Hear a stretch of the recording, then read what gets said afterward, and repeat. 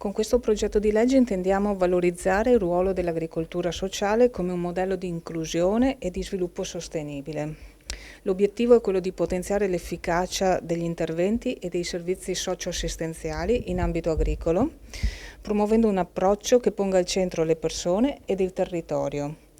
L'agricoltura sociale in un contesto di crescenti disagi anche giovanili e di difficoltà di inclusione e di integrazione delle persone vulnerabili può offrire delle risposte concrete,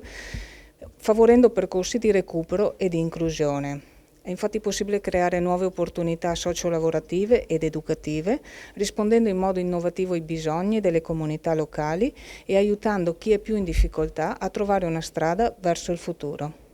Il Veneto è stato apripista 2013, poi nel 2015 la legge nazionale. Esperienze partite dal basso, partite da imprese agricole, dal mondo della cooperazione, da associazioni di familiari con persone con disabilità. Oggi in Veneto, nei vari progetti innovativi e alternativi ai centri diurni per persone con disabilità oppure alle unità d'offerta che noi conosciamo istituzionalizzate, sono impegnate circa 1300 persone,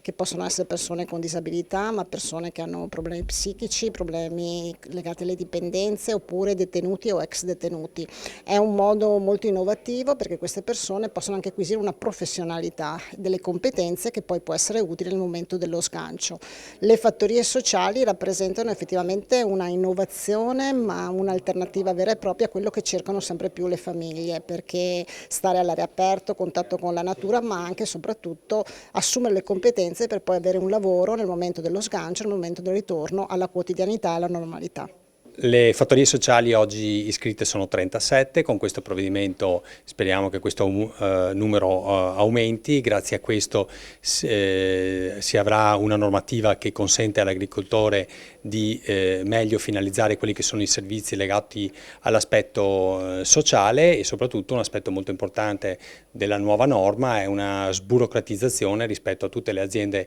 agricole che decidono di fare questo servizio. Oggi sempre di più abbiamo un'integrazione tra l'inserimento lavorativo per soggetti portatori di alcune disabilità rispetto all'azienda agricola e quindi questa è una normativa che oltre ad andare ad adeguare quella presente amplia la gamma dei servizi.